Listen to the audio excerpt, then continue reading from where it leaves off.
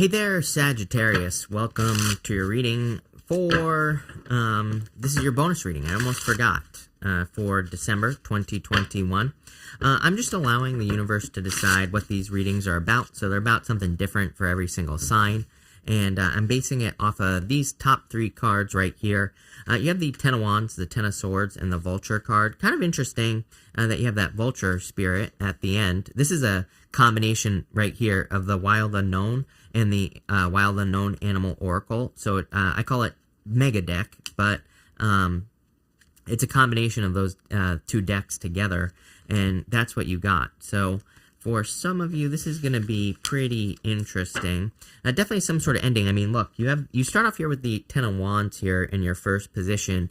Ten of Wands, Ten of Swords, pretty heavy energy to get, that in the first two rows right next to each other. You also have the Ten of Swords showing up right here.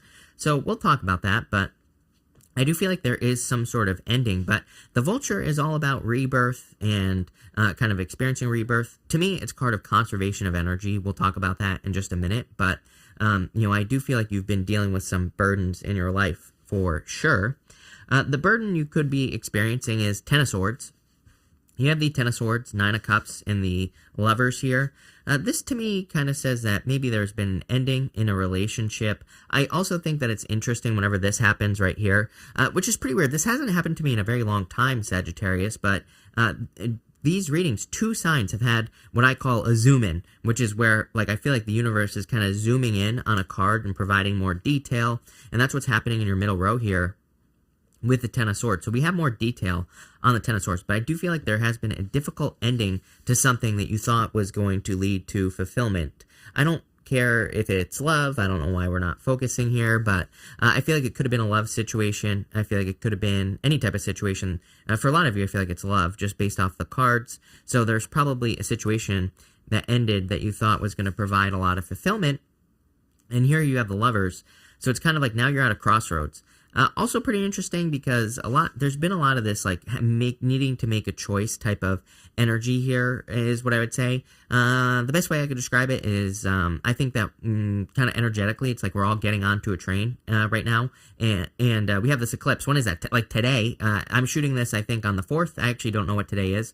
I never know what day it is, so what else is new, but we have this eclipse and with this new moon eclipse, and what I would say is it's almost like we're getting on a train. And it's like anything we bring with us, that's it. Anything we leave behind, it's like we're never coming back to this point. That's kind of the best way I could describe this energy for you here. So that can be a little bit scary, for sure. But I do feel like some of you are making a decision to kind of leave something behind. Let's clarify this. Why?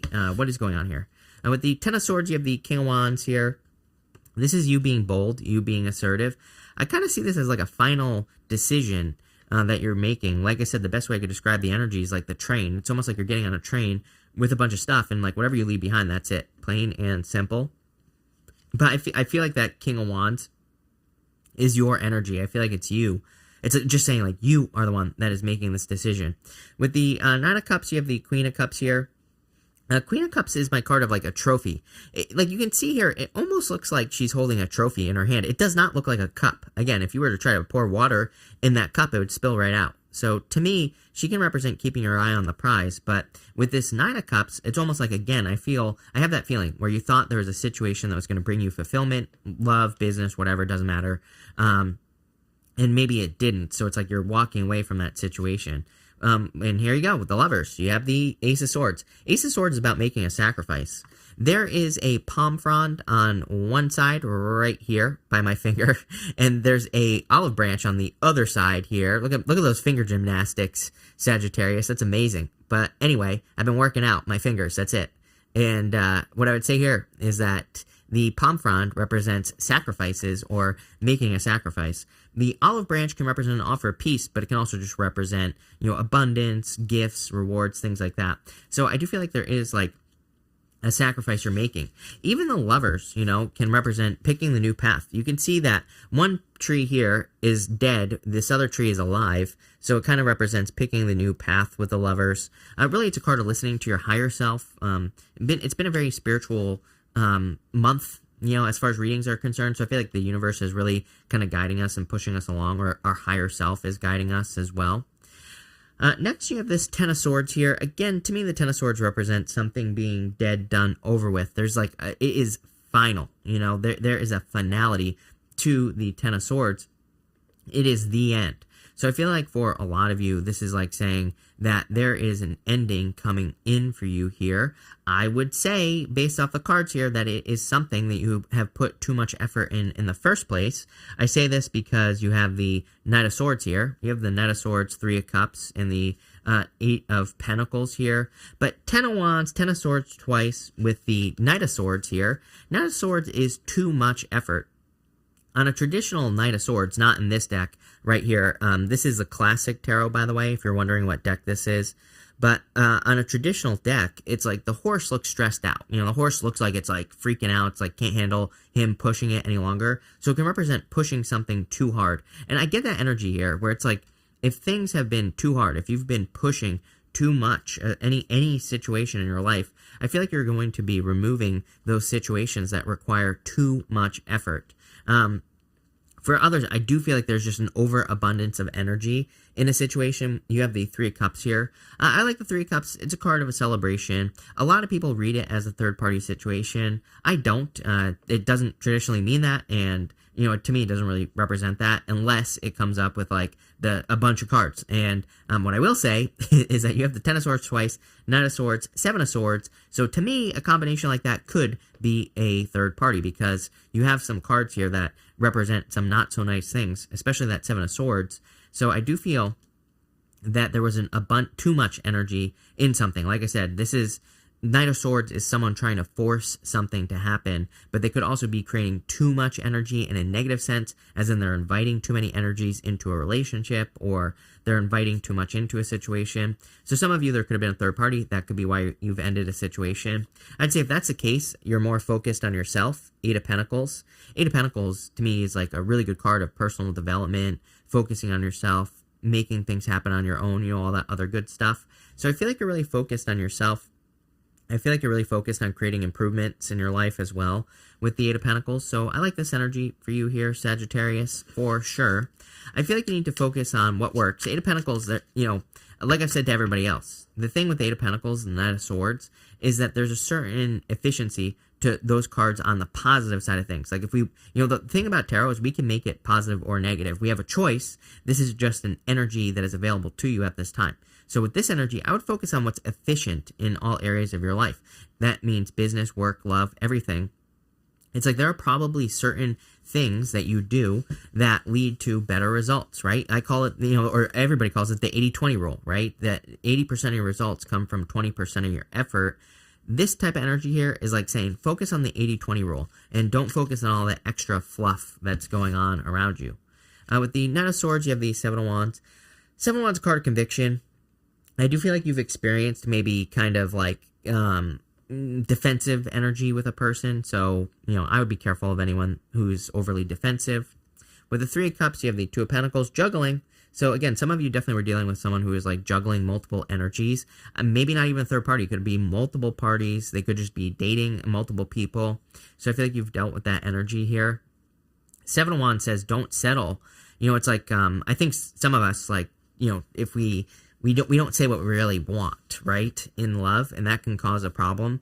And it's like when we have a person who's like, I'm not going to commit, maybe you're okay with that, which is fine. But if you're not okay with that, then leave, right? I think that we shouldn't be settling, and I feel like that's what this row is saying. Eight of Pentacles, Queen of Pentacles, I still feel like you're more focused on yourself, which is probably a good thing right now, Sagittarius. She's very focused on growing her resources, makes perfect sense with the Eight of Pentacles. So that's what I would do. Again, closing out the reading, you have the Vulture Spirit, 80-20 rule. Vultures represent conservation of energy. A vulture, if you've ever seen them flying around, it's like they fly around. They don't really flap their wings because they don't need to. You know, they kind of ride on the thermals, and then they only flap their wings when they spot food. They only go in for the food. So it's like they are saving their energy until they find food, right? And I feel that for a lot of you. Again, 80-20 rule. There are probably a lot of things in life where if you do them, you will be more successful. I think this is, we had Saturn in Capricorn a few years ago. we still have Pluto in Capricorn. To me, that Capricorn energy is really stressing the 80-20 rule. It's like the universe wants us to be efficient right now. The universe doesn't want us to waste time. And it's like, why do you think, I always tell people, it's like, why do you think we see all these things coming up about that involve government? And it's been, well, number one, Capricorn. Number two, because it's extremely inefficient. Why do you think we have all these problems with the court system, for example? It's extremely inefficient for no reason. And so, that's like Pluto and Capricorn points out all these things that probably are inefficient, that probably don't matter, that are probably outdated, outdated systems and things like that. And so, like, we're going to, unfortunately, I think we're going to see more problems with these things, but I would say, looking on the bright side, it's probably going to make the world more efficient, which is going to be great. It's going to create more abundance and all sorts of things. So we're seeing a lot of like these old systems die, but it's like, where can you create this in your own life? It's like, if you have systems in your business or in your job that need to be updated, or maybe there's just a more efficient way to do things, it's like, do it with this card. It's like, save your energy and become more efficient. Same thing in love as well. It's like, if there are things are a waste of time, don't do them. Do the things that work. In this row, you have the Seven of Cups, the World, and the Seven of Swords here. Seven of Swords can definitely be lying, cheating, stealing. So I do feel like some of you clearly had a very difficult situation in the past with a person that you thought was going to lead to something much better. Nine of Cups, you thought this was going to be fulfillment. This person could have been a liar, cheater, stealer. Seven of Swords can also represent doing something, like not going directly towards something, right? Seven of Swords is a card of tactics. I actually consider the Seven of Swords to be a good card because it's kind of like a card that says there could be an easier way to do things, or there might be a way to do something that's maybe a little bit more tactical, a little bit unconventional, but could also be very successful. He is like normally stealing 7 swords from an army that is in the background of the Seven of Swords. And he's like trying to make sure that those swords can't be used against him in battle. So instead of going straight at the army, instead of going like head to head, he is kind of doing this in a roundabout way. He's sneaking the swords away. So he's kind of like defeating someone, or he's defeating an army by stealing his swords, by doing something different. And I feel like some of you, there could be ways for you to accomplish your goals, wishes, and dreams. World card, a card of accomplishments. There could be a way to accomplish things in maybe by being a little bit more tactical, by looking at different ways of doing things. Even the Seven of Cups, kind of says you're spoiled for choice here. We can see that in these cups, there are all sorts of things. Some of them are bad things. Some of them are good things. Some of them are like dragons and snakes. Some of them are like people and gold and castles and stuff. So it kind of says there are multiple ways to do something. Pick the most efficient, best way to do that, to do something, and you will be successful.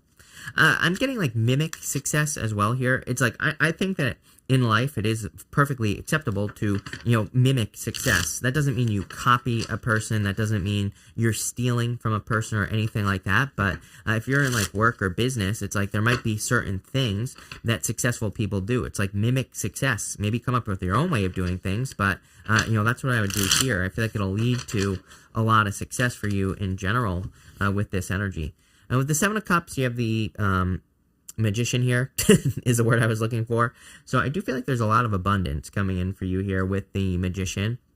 I feel a lot of success coming in for you here as well.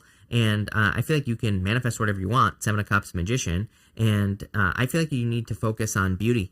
He has these flowers down here, and it kind of represents the fact that he understands if he wants to manifest something more quickly, he needs to focus on joy, happiness, abundance. Like, he needs to focus on the right things. That's what those flowers represent. So Seven of Cups, don't focus on the dragons and the snakes. Focus on like the good stuff.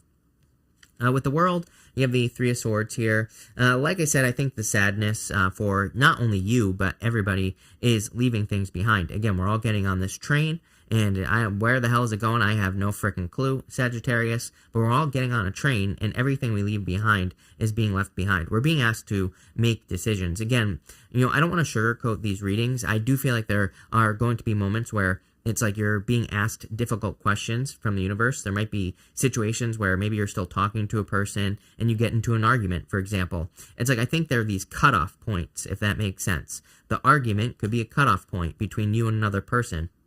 Same thing in work. It's like there could be something that comes up that your work is making you do, or there could be certain things that they want you to do in business that you don't agree with. And it's like, that's a cutoff point. I think that there are multiple cutoff points that are coming up in all areas of our life for everybody, and we have to make these decisions because, again, we're getting on this train to whatever. Seven of Swords, you have the Four of Cups here. Yeah, it's time for you to decide. I think you need to decide what you want here, Sagittarius. I feel like you need to decide what you want your life to look like because it's up to you. The Magician is pointing over off into the distance here. You know what? I grabbed this deck, different deck, but this is the deck I'll use. We're going to pull an extra row, and I just want to see kind of like where this is going here, Sag. To Four Wands, marriage. Four Wands, also card of freedom, happiness, celebrations, things like that. You have the Moon and the Death card in reverse. I don't read reversals, but it is interesting that it came up in reverse. It's also interesting to me that you have the Moon here. You can see the two pillars on the Moon card. And then with the Death card, you can see in the background here the two pillars that are on the Moon right here. And the Sun is rising between those two pillars, Sagittarius. It's interesting to me that the Death card came up in reverse here. It could say that you're not allowing a transformation to happen. You're not undergoing a transformation that you need to allow to happen, basically. The King is dead on this card. I always say that it represents the fact that nothing is immune to change. Everything changes over time. And there's nothing we can do to prevent that from happening. So I feel like you need to allow some sort of transition or transformation to happen. It's also saying that undergoing a transformation, cutting things off. Remember, I was talking about these cutoff points. It's like in those moments of death, we create space for something new. And the Death card reminds us of that, number one. The Sun is coming up between the two pillars on the Moon. So it's like we could be sad, Moon. You have the Moon card here. We could be sad about a loss or sad about cutting something off, but it's like the Sun is coming up. It is going to be a positive transition or transformation. And you have the World here again. So you have the World twice in your reading. Definitely success, probably some sort of achievement coming in for you here, but I kind of see this as you being born into a new world after all of that. World twice, Death card, Moon. This to me looks like a transition or a major transformation that you are undergoing. So, love it. Sagittarius looks really good to me. So, thank you for being here, Sag. Really appreciate it. Make sure to watch your Sun, Moon, and Rising for a full picture of what's going on for you at this time. But thank you, and definitely enjoy your month.